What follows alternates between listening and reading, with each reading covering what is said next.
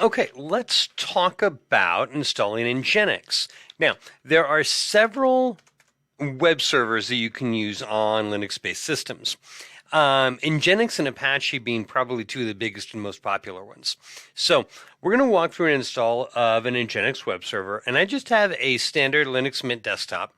The difference between a Linux server and a Linux desktop primarily is the software that we put on it. Kind of the same thing with Windows, actually.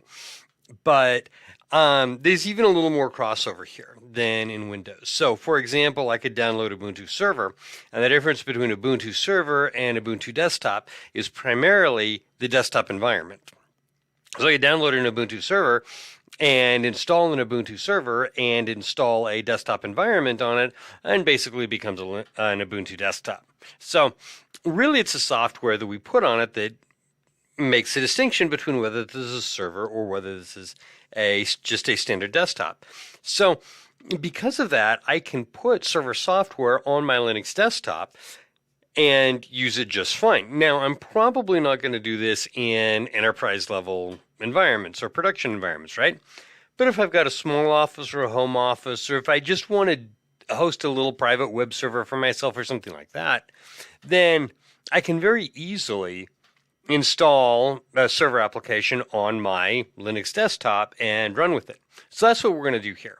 So I'm going to click on my start, and I'm going to go to my software manager, and I'm going to do a search for, this time let's do Nginx. So Nginx.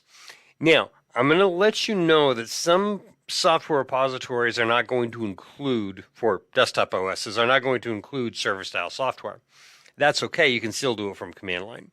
So I do a search, and Linux Mint does have Nginx and Nginx Full. And I'm going to go ahead and install Nginx Full just to give myself the full thing. So I'm going to click Install, and yes, we're going to add some additional software, and I'm cool with that. So let me go ahead and authorize that. And it's going to run through and do an install for me, which actually will be fairly quick.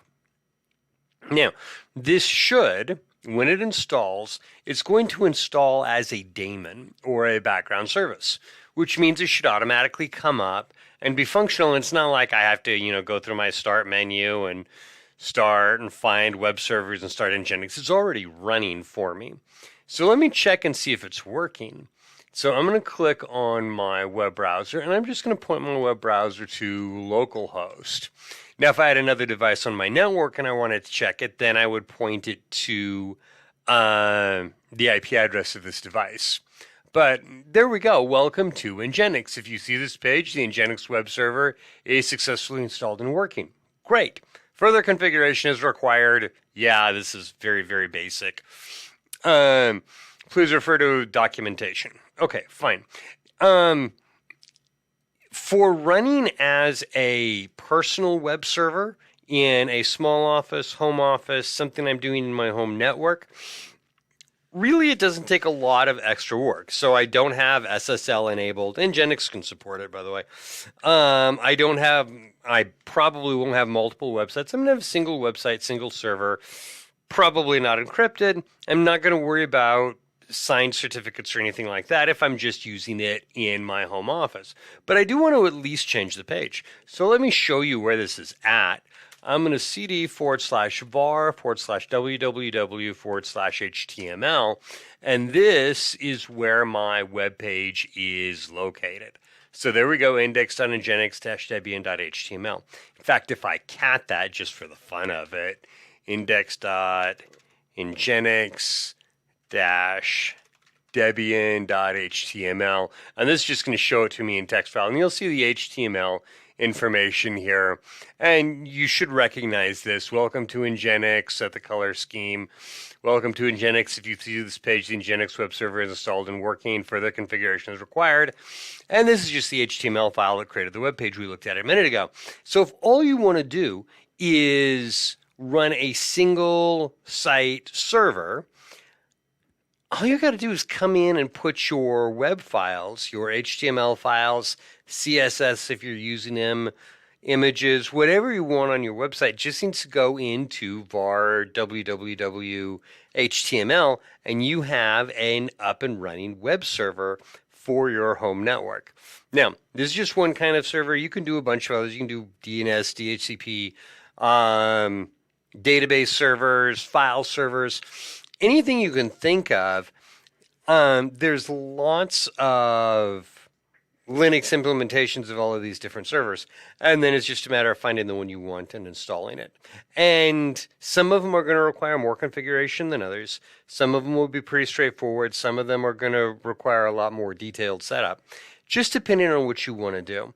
But turning a Linux desktop into a server is really just a matter of installing the software, like we just did to turn this thing into a web server. It's just a matter of installing the software and then configuring it to do what you want it to do in your network. Now, I'm going to throw out one last caveat here. I said there were a couple of different web servers that are commonly used, Apache and Nginx. There's a few others as well. And you might decide you want something that's a little lighter than Apache or Nginx, and you can definitely go with one of those as well. But here's the kicker. You can run one per device, typically. There's some other funky things you can do if you're running non-standard port numbers. But in general, just think about it this way. I'm typically going to run one server of a particular type and not more than one, because like with web servers, they all try to run on port 80. So typically, I'm going to run one or the other, not both. Okay, there we go. We have just installed Nginx on our Linux Mint and turned our Linux Mint desktop into a web server.